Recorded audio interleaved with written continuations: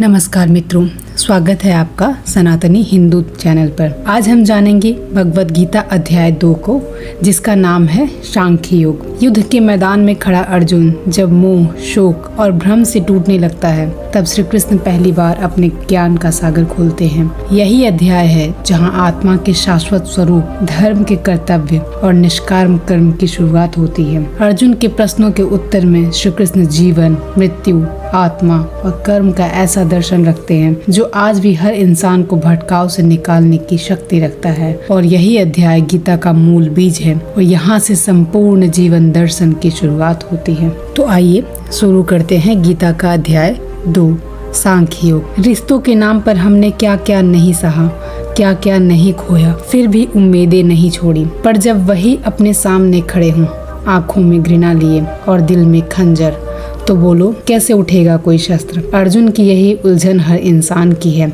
जब अपना ही मन मोह में डूब जाए, जब अपना ही वचन अपने ही कर्म के सामने हार जाए। अर्जुन की तरह हम भी थक जाते हैं जब दुनिया की चालें, अपनों के बदलते चेहरे और रिश्तों की खोखली मिठास हमारी आत्मा को थका देती हैं। श्री कृष्ण कहते हैं, हे पार्थ, तू जिस मोह में फंसा है वो तेरी दृष्टि को अंधा कर रहा है। हम सोचते हैं लड़ेंगे कैसे, किससे लड़े? जो सामने है वो तो माँ बाप है, भाई है, गुरु है, पर जो भीतर है वह कहीं अधिक कुटिल है। लोभ है, मोह है, डर है और अपमान की टीस है। अर्जुन की तरह हम भी लड़ाइयाँ नहीं डालना चाहते, हम भी शांति चाहते हैं, लेकिन बिना युद्ध लड़े शांति नहीं मिलती।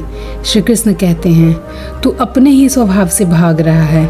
जिसे तू युद्ध कह रहा है वही तेरा जीवन धर्म है। हम रोज झुकते हैं, रोज सहते हैं कि कहीं टूट न जाए रिश्ता, पर श्री कृष्ण कहते हैं, जो संबंध अन्याय को जन्म दे वो संबंध नहीं, बंधन है। अर्जुन कहता है, मेरे हाथ कांपते हैं, मेरी बुद्धि भ्रमित है, और हम सब जानते हैं कि उस भ्रम को जब सही और गलत में फर्क मिट जाए, जब सच बोलना पाप लगने लगे और चुप रहना पुण्य। श्री कृष्ण कहते हैं, तू युद्ध से नहीं भाग रहा, तू अपने उत्तरदायित्व से भाग रहा है। और ये बात हर उस व्यक्ति पर लागू होता है जो संघर्ष से मुंह मोड़ लेता है, चाहे वह ऑफिस में अन्याय हो, घर में अपमान हो या अपने ही मन का डर हो। अर्जुन खड़ा है लेकिन हारा हुआ है, जैसे हम खड़े होते हैं जीवन के मोड़ों पर, आंखों में आंसू, मन में घबराहट और होठों पर बस एक प्रार्थना, कोई रास्ता दिख जाए, कोई रास्ता भगवान दिखा दे। श्री कृष्ण कहते हैं, तू मेरा शरणागत बन, मैं तुझे मार्ग दूंगा। यही वह क्षण है जहां अर्जुन झुकता है, घुटनों पर आता है और कहता है, मैं शिष्य हूँ, अब मुझे सिखाओ। और यही क्षण हमारे जीवन में भी आना चाहिए, जहाँ हम स्वीकारें कि हमें नहीं पता कि रास्ता क्या है, और फिर भीतर से आवाज आए, मैं हूँ तेरे साथ। ये केवल अंश पहले युद्ध की शुरुआत नहीं, आत्मसमर्पण की शुरुआत है। जब हम अपने भ्रम, अपने भय, अपने झूठे रिश्तों से मुक्ति की इच्छा करते हैं, तभी श्री कृष्ण बोलते हैं। जब कोई चला जाता है बिना वजह, बिना कुछ कहे, तो हम चुप हो जाते हैं। बाहर से सब कुछ सामान्य लगता है, पर भीतर कुछ मर जाता है। हम सोचते हैं वो इंसान चला गया, लेकिन सच ये है कि वो बस दृश्य से गया है, अस्तित्व से नहीं। श्री कृष्ण कहते हैं, जिसे तू मरने वाला समझ रहा है वो मरा नहीं है, क्योंकि आत्मा कभी नहीं मरती। लोग आते हैं, चले जाते हैं, पर जो रह जाता है वो है एहसास। और एहसास कभी नष्ट नहीं होता। घर बदलता है, चेहरा बदलता है, जन्म स्थान बदलता है, लेकिन जो आत्मा है वो वैसी की वैसी रहती है।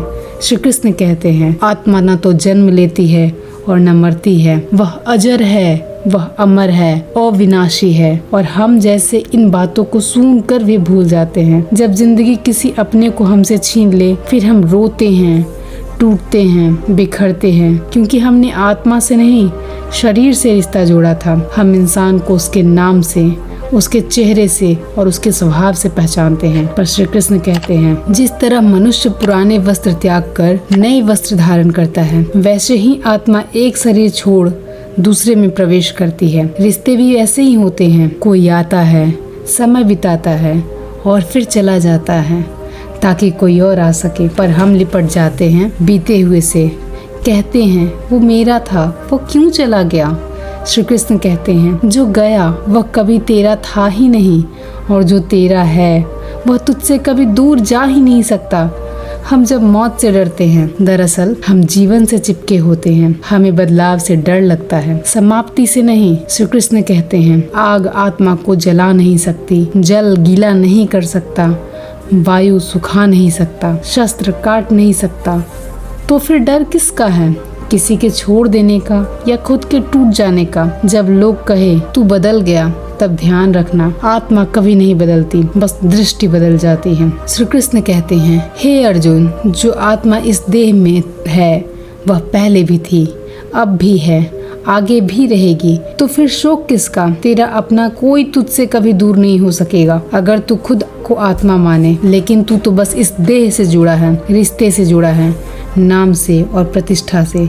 इन सब मोह जालों में फंसकर तू खुद को भूल गया है। अर्जुन की तरह तू भी खड़ा है, हथियार डाले, आंखें नम, मन भारी और हृदय संदेह से घिरा हुआ। पर श्री कृष्ण वहीं खड़े हैं तेरे पास, कहते हुए, हे पार्थ, तू जिसे मारने से डर रहा है वो मर ही नहीं सकता, क्योंकि आत्मा का नाश तो कभी हुआ ही नहीं। जीवन के इस कठिन युद्ध में जब सामने खड़े लोग अपने ही लगते हैं, जब अपमान सहना आसान लगे लेकिन लड़ाई लड़ना कठिन, तब तू याद रखना, तू इस शरीर से नहीं, आत्मा से जुड़ा है।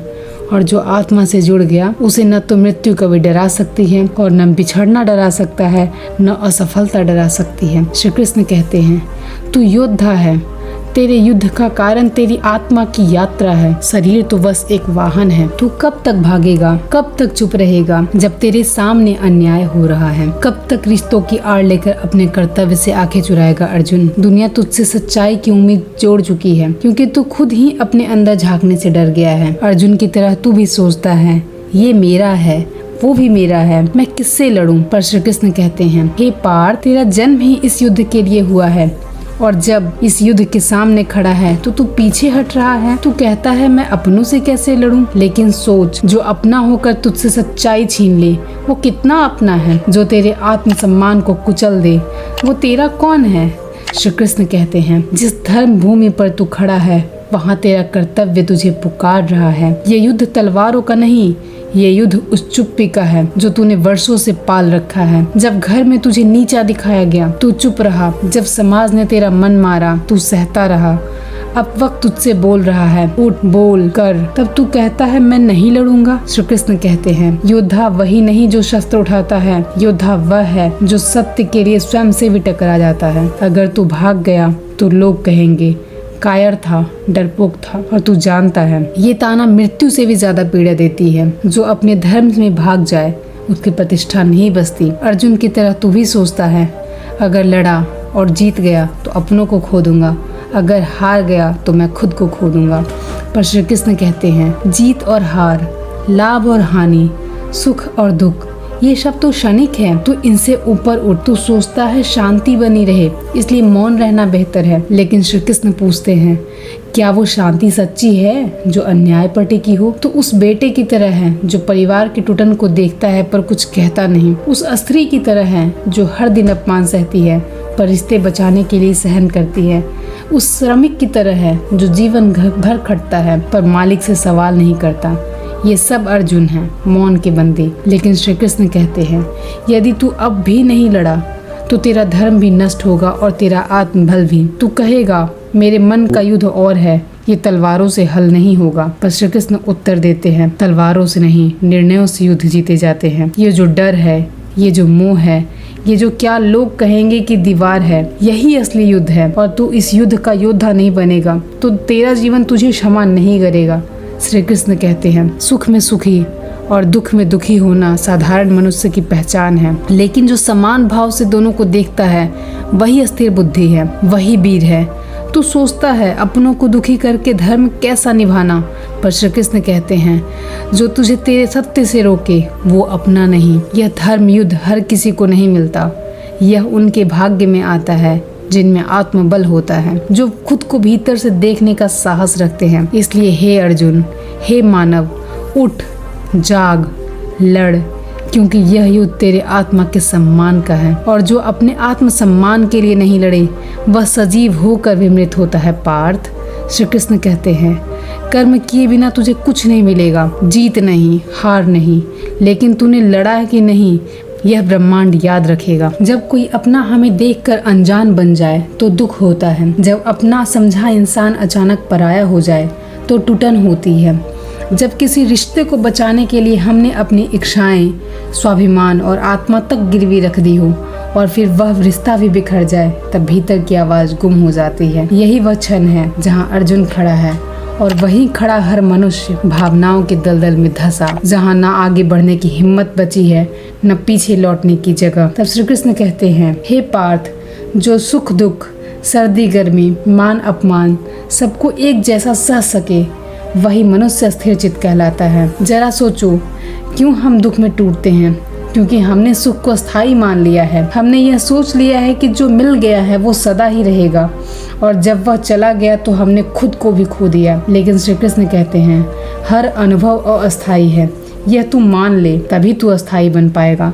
तू कभी सोचा है कि जिस दुख से तू डरता है वो तुझे भीतर से कितना गहरा बना सकता है? जितना तू टूटा है उतनी ही तेरी आत्मा निखरी है, पर तुझे तो सिर्फ बाहर का हरण दिखता है, भीतर का विस्तार नहीं। तू कहता है मैं थक गया हूँ, पर श्री कृष्ण कहते हैं, हे मानव, जो सह सकता है वही मुक्त हो सकता है। ये संसार विपरीतताओं का मेल है, दिन और रात, मिलन और विछोह, जय और पराजय।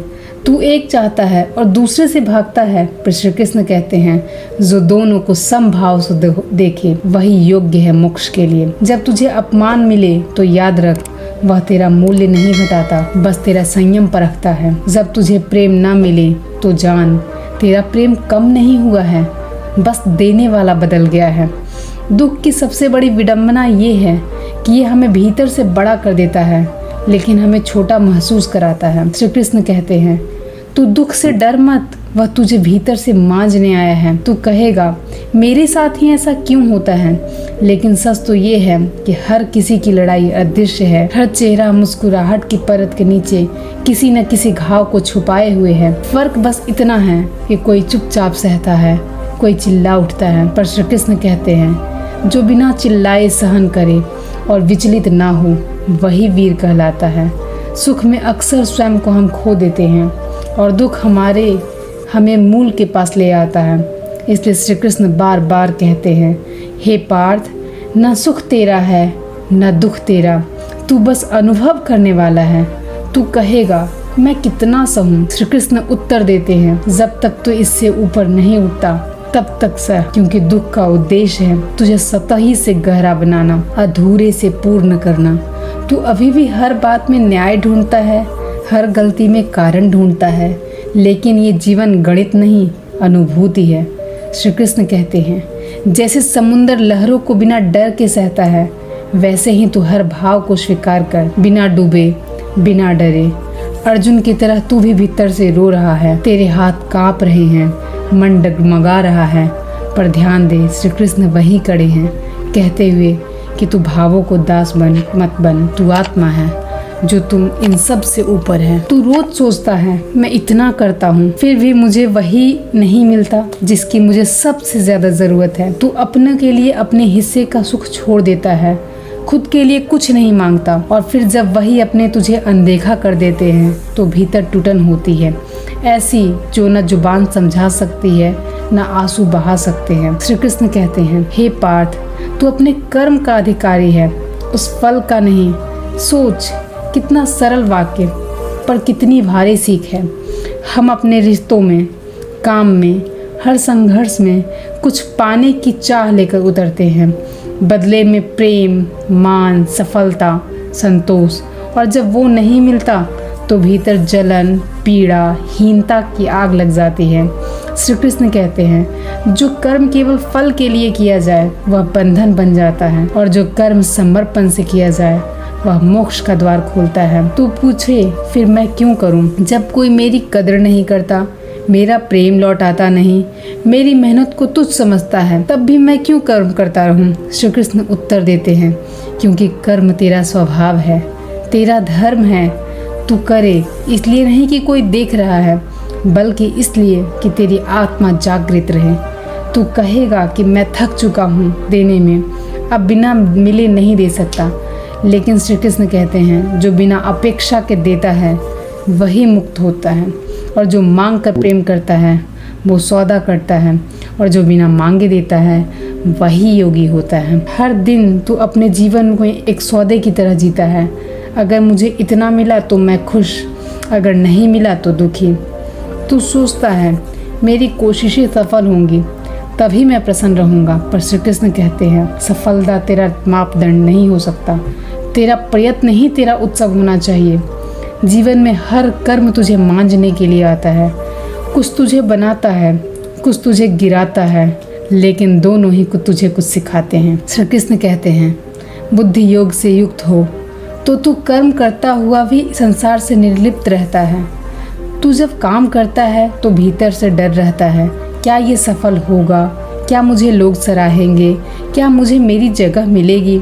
और जब उत्तर नहीं में आता है तब तू टूट जाता है। पर फिर श्री कृष्ण फिर से कहते हैं हे अर्जुन, कर्म का फल तेरा लक्ष्य नहीं होना चाहिए, तेरा नियत ही तेरा धर्म है। जब तू जीवन को मात्र पुरस्कार की अपेक्षा से देखता है तो हर असफलता तुझे निरर्थक बना देती है, लेकिन जब तू कर्म को पूजा समझता है तो हर हार भी तुझे ऊंचा उठाती है। श्री कृष्ण कहते हैं फल की इच्छा में कर्म करना ही तेरा बंधन है, और फल की परवाह किए बिना करना ही तेरा ज्ञान है। तू सोचता है क्या मैं मशीन बन जाऊं जो बस करता जाए, पर नहीं। श्री कृष्ण कहते हैं जो बुद्धि से युक्त है वह कर्म करता है लेकिन उसमें लिप्त नहीं होता, उसकी आत्मा शांत रहती है, चाहे परिणाम जो भी हो।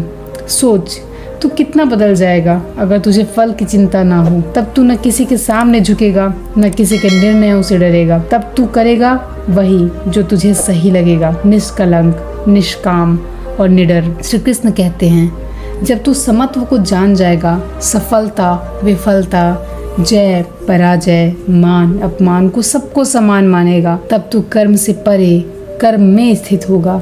और यही कर्म योग है, जीवन के तूफान में खड़ा रहना और बिना डगमगाए अपना काम करते जाना, बिना अपेक्षा, बिना शिकायत।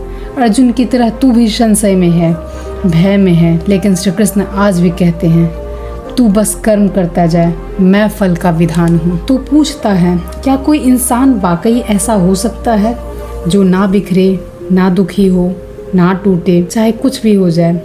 अर्जुन ने भी यही पूछा ऐसा स्थित प्रज्ञ कौन है, उसकी पहचान क्या है। और तब श्री कृष्ण बोले हे पार्थ, जो मनुष्य तब भी शांत रहे जब उसे कुछ प्रिय मिले, और तब भी विचलित ना हो जब कुछ अप्रिय घटे, वही स्थिर बुद्धि है। सोच क्या तू ऐसा है? नहीं, तू तो किसी की मीठी बात पर फूल जाता है और एक कड़वी बात पर सारा दिन कचोटता है। तू किसी की मुस्कान में भविष्य देखता है और किसी के तिरस्कार में खुद को मिटा देता है।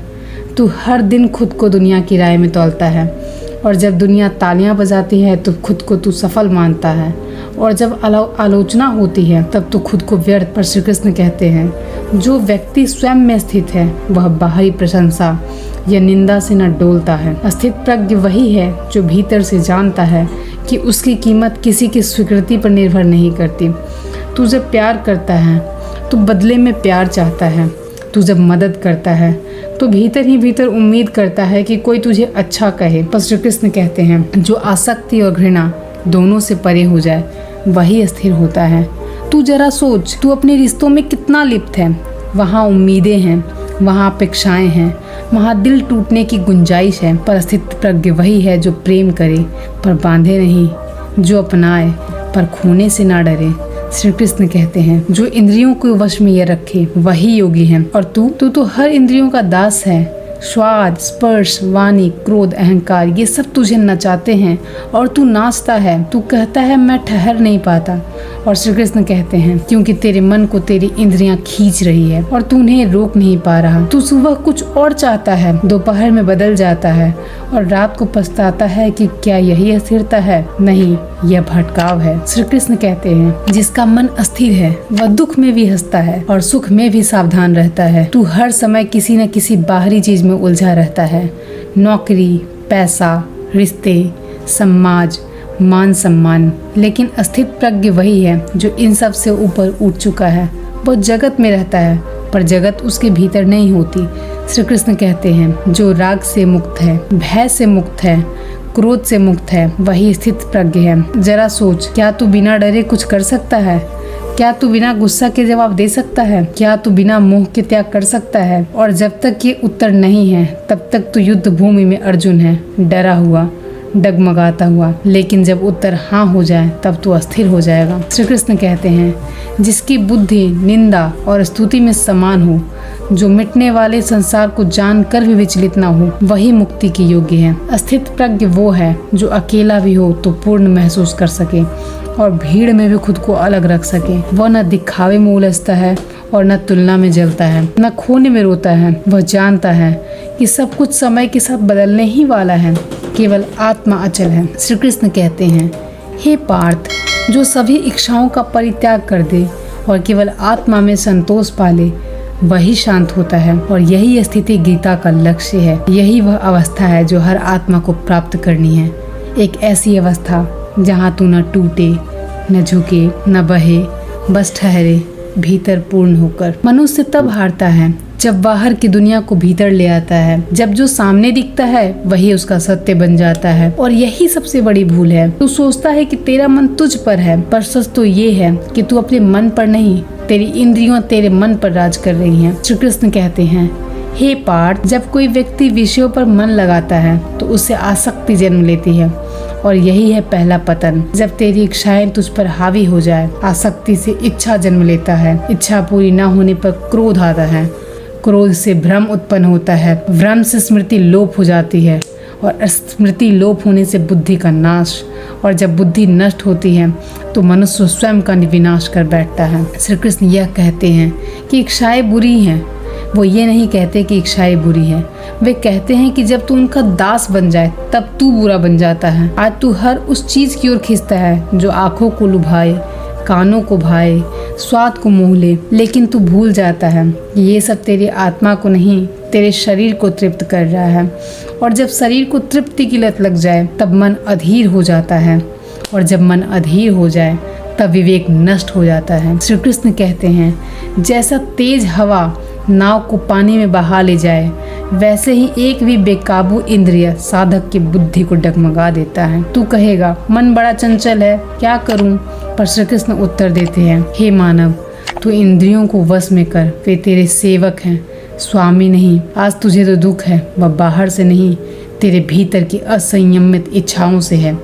तू चाहता है हर सुख, हर सम्मान, हर प्रेम, और जब वह नहीं मिलता तो तू भीतर ही भीतर जलता है, और यही वह अग्नि है जो आत्मा को धूम में बदल देती है। श्री कृष्ण कहते हैं, जो इंद्रियों को वश में रखता है वही सच्चा योगी है, वही शांति को प्राप्त करता है।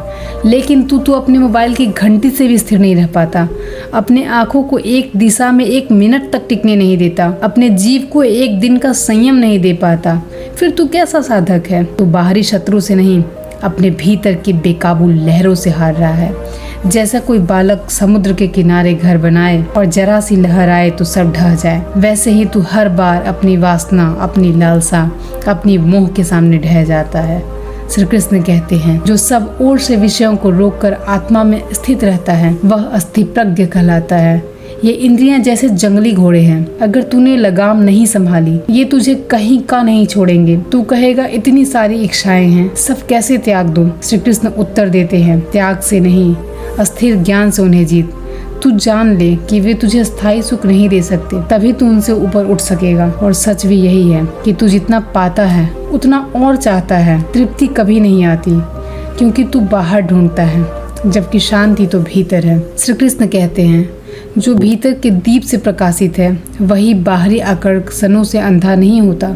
जब तक तू विषयों की ओर खींचता रहेगा तू एक दास बना रहेगा, भटकता, थकता, टूटता। लेकिन जब तू उन्हें देखे और फिर भी न डोले तब तू स्वतंत्र होगा, और तब श्री कृष्ण तेरे भीतर से कहेंगे, अब तू योगी है जो तू मुझ में स्थित है। जब तू रात में करवटें बदलता है और मन फिर भी थमता नहीं, तब समझ तू शांति से दूर है। जब दिन भर काम करके भी मन खालीपन से भरा रहता है, तब जान तू जीवन की दौड़ में कुछ खो चुका है। और जब हर रिश्ता, हर वस्तु, हर उपलब्धि के बाद भी मन के किसी कोने में बेचैनी शेष है, तब श्री कृष्ण की आवाज भीतर से गूंजती है, हे मानव, तू बाहर शांति ढूंढता है पर शांति भीतर होती है।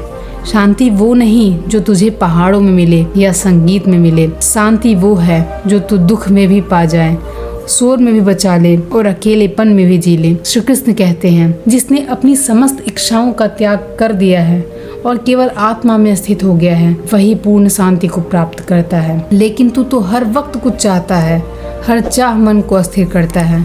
कभी तू प्रेम चाहता है, कभी मान सम्मान, कभी धन, कभी रिश्तों का भरोसा, और यही चाह तुझे दुख में बदल देती है। जितनी अधिक इच्छा उतनी अधिक बेचैनी, और जितनी अधिक अपेक्षा उतना अधिक घाव।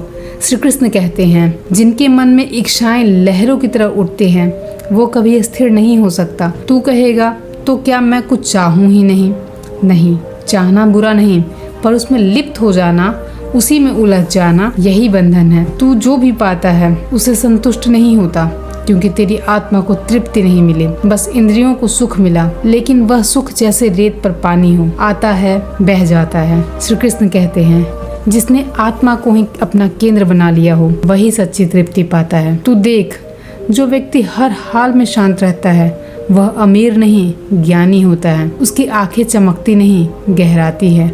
वह कम बोलता है, पर जब बोलता है तो दिल को छू जाता है, क्योंकि उसने दुनिया के खेल को समझ लिया है। उसने सुख दुख, हानि लाभ, मिलन वियोग, ये सब बस गुजरती हवाएं हैं।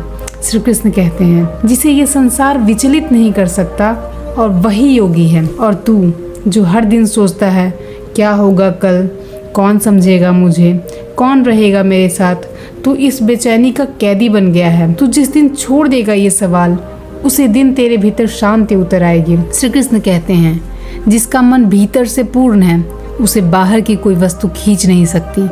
यही शांति का रहस्य है। इच्छाओं को नहीं मारना, बस उन्हें जान लेना, पहचान लेना और फिर छोड़ देना।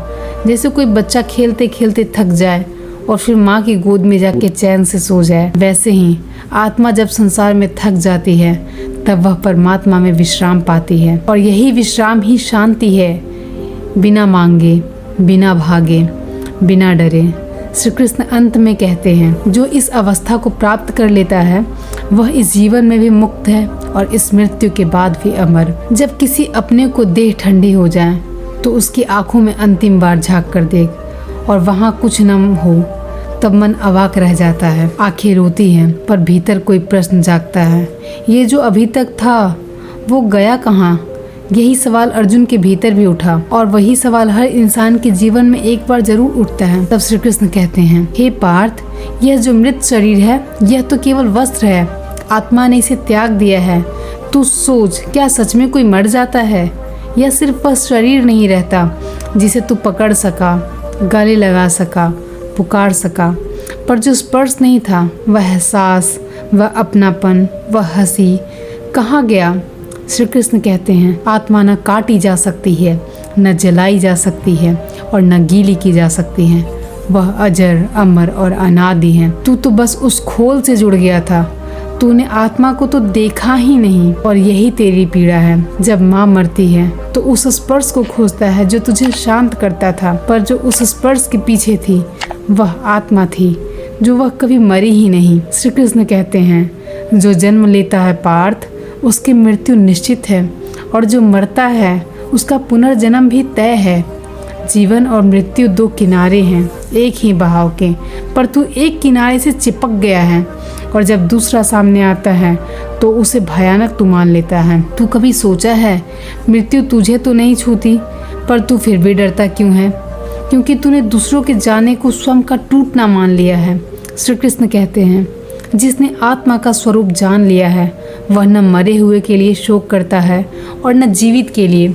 सोच, ये कैसा ज्ञान है जहाँ मृत्यु पर आंसू नहीं बहते बल्कि मौन उतरता है। एक ऐसी समझ का मौन जो कहता है, तू गया नहीं, तू बस दिखना बंद हो गया। तू कहेगा, पर मैं तो इंसान हूँ, मुझे तो लगता है कि जैसे मेरा सब कुछ चला गया। श्री कृष्ण उत्तर देते हैं, जो तुझे देह से जोड़ता है वही माया है, जो तुझे आत्मा से जोड़े वही तुम्हें मुझसे जोड़ता है। मृत्यु कोई अंत नहीं पार्थ, वह तो केवल अगले अध्याय की शुरुआत है। जिस प्रकार दिन ढलता है और रात आती है, पर अगली सुबह पर फिर सूरज निकल आता है। वैसे ही आत्मा इस शरीर के पतन के बाद नए अस्तित्व में प्रवेश करती है। श्री कृष्ण कहते हैं, जो विवेकशील है वह जानता है कि शरीर का जाना आत्मा का जाना नहीं है। तू कब तक मृत्यु को हार मानेगा? कब तक किसी के चले जाने को जीवन का अंत कहेगा? जब तक तू ये नहीं समझेगा कि तब तक तू हर बिछड़न में खुद को गंवाता रहेगा। और जिस दिन तू आत्मा को पहचान लेगा उस दिन मृत्यु भी तुझे डरा नहीं सकेगी। तू कहेगा, मुझे उन्हें बहुत याद आती है। और श्री कृष्ण कहेंगे, जो आत्मा से जुड़ता है वो कभी बिछड़ता नहीं। तू बस चेतना बदल, दृश्य नहीं। और यह चेतना ही मुक्ति है, जहाँ तू जाने वालों को रोता नहीं बल्कि महसूस करता है। और जो महसूस कर ले वह जान लेता है कि मृत्यु कभी अंतिम नहीं था। कितनी बार तू जीवन में ऐसे मोड़ पर आया है जहाँ दो रास्तों के बीच फंसकर तू चुप बैठ गया है, न जाने का साहस न रुकने का चैन। यही अर्जुन की स्थिति थी, जहाँ तर्क खत्म हो चुका था और भय ने गले कस लिया था। तब श्री कृष्ण मुस्कुराकर कहते हैं, हे पार्थ, अब तुझे कुछ नहीं करना, बस मुझे समर्पित हो जा। यह वही क्षण है जब गीता अपने चरम पर पहुंचती है, जहाँ न दर्शन बचता है न विचार, सिर्फ अनुभव और समर्पण। श्री कृष्ण कहते हैं, जिसका सारा कर्म मेरे लिए है, जिसकी बुद्धि मुझ में है, जो मुझे ही लक्ष्य मानता है और जो मुँह से मुक्त है, वही मेरा सच्चा भक्त है। जब तुम स्वयं से थक जाए तो श्री कृष्ण की ओर देख। जब हर योजना विफल हो जाए तो प्रभु की योजना को स्वीकार कर। जब तर्क चुप हो जाए तब श्रद्धा बोलती है। अर्जुन अब तर्क नहीं कर रहा, अब वह स्वीकार कर रहा है। और यही स्वीकार ही तो मुक्ति है। तो सोचता है, अगर मैं छोड़ दूं सब कुछ और बस समर्पण कर लूं तो क्या मैं हार जाऊंगा? लेकिन श्री कृष्ण कहते हैं, जो मुझे अर्पण कर देता है सब कुछ, वो मुझे कभी नहीं हारता। तू अपने प्रयासों को ईश्वर के चरणों में अर्पण करता है, तब कर्म निष्काम बनता है। और तब तू करता भी है पर बनता नहीं है। श्री कृष्ण कहते हैं, इस ज्ञान को जान ले और फिर युद्ध कर। युद्ध अब बाहरी नहीं रहा, ये तू और तेरी सीमाओं के बीच है। अर्जुन अब निर्णय ले चुका है, अब उसे परिणाम की चिंता नहीं है, अब उसे बस चलना है। श्री कृष्ण कहते हैं, जो संदेह में जीता है वो न इस लोक में सुखी होता है न परलोक में। इसलिए हे मानव, अपने संशय को त्याग कर, उसे मुझ में समर्पित कर दे। अब तू हर कर्म, हर भावना, हर आशा प्रभु के हवाले कर देगा। तब तू एक साधारण मनुष्य नहीं रहेगा, तू स्वयं शांति का मार्ग बन जाएगा। तू करेगा पर भीतर शांत रहेगा, तू बोलेगा पर अहंकार से मुक्त रहेगा, तू लड़ेगा पर क्रोध से नहीं, न्याय से। और यही वह चरम है जहाँ अर्जुन कहता है, हे केशव, मेरी मोह रूपी स्मृति जाती रही, मैं अस्थिर हो गया हूँ, मैं आदेश का पालन करूँगा। और इसी के साथ अध्याय 2 समाप्त होता है, जहाँ एक डरा हुआ योद्धा अब एक जागृत आत्मा बन जाता है। श्री कृष्ण अंत में कहते हैं, जिनका संशय ज्ञान द्वारा नष्ट हो गया है वे दृढ़ हो जाते हैं। अब तू उठ, अपने धर्म का पालन कर। प्यारे साथियों, आपने अभी अभी श्रीमद् भगवद गीता के 2 अध्याय सांख्य योग की पूरी जीवन प्रेरणा को सुना और महसूस किया। अगर इस ज्ञान ने आपके भीतर कुछ संदेश दिया है, एक मौन, एक स्पष्टता, एक गूंज, तो यह संकेत है कि कृष्ण अब आपके भीतर भी हैं। आपसे विनम्र निवेदन है, यदि यह प्रस्तुति आपको पसंद आई हो तो लाइक करें, शेयर करें, कमेंट में हरिओम जय श्री कृष्ण लिखें, ताकि हम सब इस ज्ञान यात्रा में एक दूसरे के सहयात्री बन सकें। और हाँ, अब अगला अध्याय कल ही आएगा, अध्याय 3 कर्मयोग, जिसमें श्री कृष्ण जीवन के सबसे महत्वपूर्ण प्रश्न का उत्तर देंगे कि अगर सब माया है तो फिर कर्म क्यों करें। इसी चैनल सनातनी हिंदू पर जुड़े रहिए हमारे साथ इसकी अगली श्रृंखला में भी। जय श्री कृष्ण।